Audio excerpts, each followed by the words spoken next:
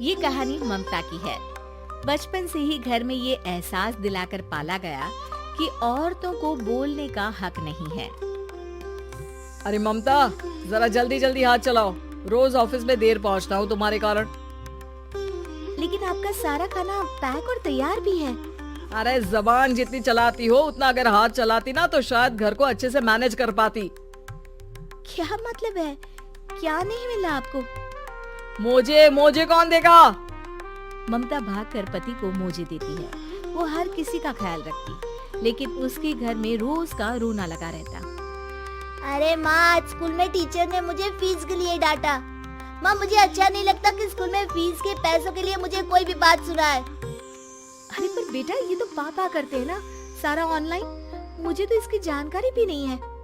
हाँ, बना लो बच्चों के सामने मुझे बुरा। अरे करता तो मैं ही हूँ, माना, लेकिन मुझे कोई सपना थोड़ी ना आएगा कि बच्चों की फीस जमा करनी है। अरे बताओगी तो तुम ही ना। ममता की अब ये आदत में शुमार हो चुका था। वो हमेशा हर बात के लिए खुद को ही दोषी मानती।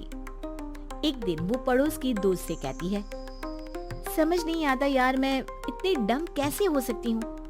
बात तो सही भी है ना। अब पति बेचारा नौकरी करे, पैसे कमाए, या फिर ये देखे कि बच्चों की फीस का वक्त है। क्या करूँ यार।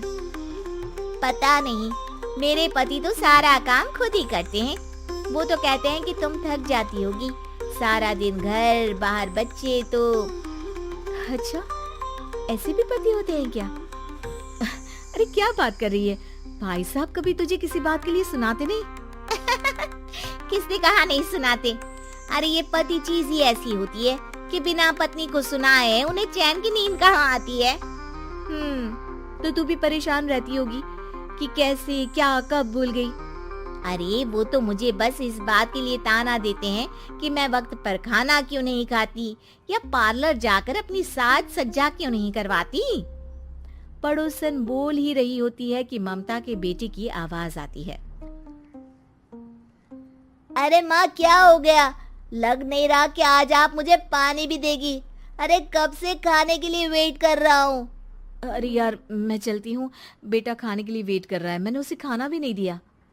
अरे 12वीं में पहुँच चुका है तुम्हारा बेटा, उसे बोलो खुद पानी लिया करे। मैंने तो अपने बच्चों को काम करना सिखाया है। अरे यार, खुद की भी तो कोई लाइफ है। माना जब नहीं कर सकते थे तो किया, लेकिन अब इतने बड़े बच्चों की हर बात मानेंगे तो मुश्किल तो अपने को ही होगी। ममता को पड़ोसन की बात में दम तो लगता है, लेकिन करे क्या, आदत भी तो खुद ही ने डाली थी। ममता घर जाती है कि तभी बेटी आ जाती है। माँ, परसों मुझे एक शादी में जाना है। तेरी वो जो लाल वाली साड़ी है ना, उसे दे देना। मैं आज जाकर टेलर को दे दूंगी, वो उस साड़ी से सूट बना देगा। अरे नहीं नहीं तारा, वो मेरी माँ ने मुझे दी थी और उस साड़ी से मेरी काफी भावनाएं जुड़ी हैं। तुमको ना मैं दूसरी साड़ी दे दूंगी। ओके, कोई बात नहीं, लेकिन आज दे ही देना पक्का। तारा माँ की साड़ी से सूट बनवाकर पार्टी में जाती है, लेकिन जब वो पार्टी से लौटती है, क्या है, मैं तो समझ ही नहीं पा रही हूँ। अरे जब वो साड़ी मांगी थी तो ये छल्ली से साड़ी क्यों दे दी? मैं ही पागल थी जो इस साड़ी का सूट बनवा लिया मैंने। माँ, जानती भी हो कि कॉलेज में मेरी कितनी हंसी उड़ी। तभी वहाँ ममता का पति सुनील आ जाता है।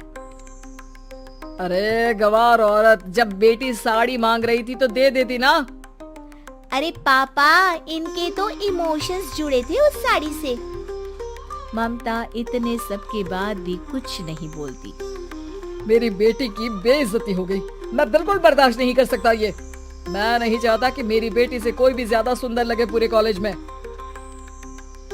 जी, वो पढ़ने में तारा बिल्कुल अच्छी नहीं है, उसकी पढ़ाई पर आप ध्यान दीजिए ना। अच्छा, अब तुम मुझे बताओगी कि मुझे किस पर ध्यान देना और किस पर नहीं।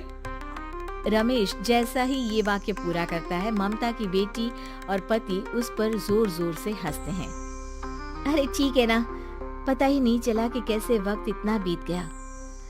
अरे कैसे पता चलेगा माँ, हम लोगों के पीछे जो तू बैताल की तरह चिपकी रहती थी, तुझे कैसे वक्त का पता चलता। ममता को पहले सास ससुर, फिर पति और बच्चों की तरफ से इस तरीके की बातें सुनकर उसका मन बहुत दुखी रहता था। एक दिन, सुनो ना, बहुत दिनों से कमर के नीचे बहुत दर्द रहता है। कल मैंने देखा तो एक फोड़ा था। अरे ममता, एक बार अपने पति से बात करो, वो तुम्हारा फोड़ा डॉक्टर को दिखा देंगे। अरे नहीं नहीं, वो तो गुस्सा हो जाएंगे। अरे क्यों गुस्सा हो जाएंगे? तुमको दर्द है? हाँ, लेकिन वो यही बोलेंगे कि ऑफिस जाऊं या फिर तुम्हें लेकर डॉक्टर के पास। तो बेटे से ही बात कर ले। अरे वो तो मैं कर लूं, लेकिन फोड़ा है ऐसी जगह कि उसे बताते मुझे शर्म आएगी। लेकिन कुछ ना कुछ तो करना जरूरी है ना। ऐसे कब तक फोड़े के दर्द से तड़पती रहेगी?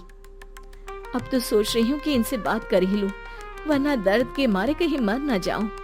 लेकिन शाम को, ममता, क्या किया तुमने आज? खाने के डिब्बे में कैसा खाना दिया था? दाल खराब हो गई थी। कब की थी? दाल तो मैंने सुबह ही बनाई थी, खराब कैसे हो गई? अच्छा सुनिए ना, मुझे कहना है कि अरे गरम दाल बंद करोगी तो ऐसा ही होगा ना। बेइज्जती हो गई सबके सामने मेरी। ऑफिस वालों ने ऐसा मजाक उड़ाया कि क्या बोलूं। कल से ठीक से खाना देना है तो देना, वरना खाना देना बंद कर देना। बाहर खा लूंगा मैं। ममता, जो पति से अपनी परेशानी बताने वाली थी, वो अब ये सोचने लगती है कि कल से पति को खाने में क्या दे। अगले दिन ममता थकी थकी सी हालत में, आप लोगों के लिए नाश्ता बना दिया है, खाना बनाने की हिम्मत नहीं है आज तो। रात भर सोकर थक गई है ना, इसीलिए तो खाना नहीं बना सकती। हिम्मत नहीं हो रही है, मैं बस सोने जा रही हूँ। बस मैडम को सोने का बोल दो, फिर देखो कैसे सोती रहती है। माँ, फिर वही पराठा सब्जी। अरे हमारे साथ के दोस्त एक से बढ़कर एक नाश्ता खाना लेकर आते हैं, आप तो बस। सभी घर से निकल जाते हैं, लेकिन जब शाम को बेटा घर आता है तो घर में अंधेरा रहता है।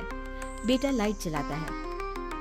क्या माँ, तुम्हारा भी जवाब नहीं है बिजली का बिल बचाने के लिए? वो बोल ही रहा होता है कि सामने माँ जमीन पर लेटी मिलती है। वो उसके पास जाता है। अरे माँ, क्या हो गया माँ? तभी वहाँ पड़ोसन आती है। अरे बेटा, तुम्हारी माँ के पैर के पास एक फोड़ा है, जिसके कारण ये लगातार कमजोर होती जा रही थी। मैंने उसे पहले ही कहा था कि घर में बता दो, लेकिन तुम्हारी माँ किसी को तंग करना नहीं चाहती थी। तभी वहाँ डॉक्टर आ जाता है। अरे इनके ऑर्गन में दिक्कत है, कोई बात है जो इनके मन में खटक रही है।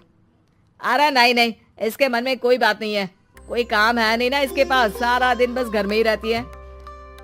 देखिए, मैं तो ये नहीं जानता, लेकिन हाँ, इनके मन में हमेशा कोई बात रह जाती होगी, इसीलिए उनकी ये हालत है।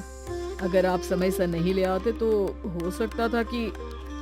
अरे नहीं नहीं डॉक्टर साहब, हम पूरी कोशिश करेंगे कि वो ठीक हो जाए। हम लोगों ने अपनी ही परेशानी माँ के सामने रखी, लेकिन किसी ने माँ की दिक्कत को जानने की कोशिश तक नहीं की। हाँ, मैंने भी ममता को हमेशा घरेलू जरूरत से ज्यादा काम का नहीं सोचा था। ममता को होश आता है और वो खुद को अपने बेडरूम में देखती है। वो उठने की कोशिश करती है कि माँ, अब आप नहीं उठेंगी, हम लोग है ना, हम लोग आपको पूरी तरह से खुश रखने की कोशिश करेंगे।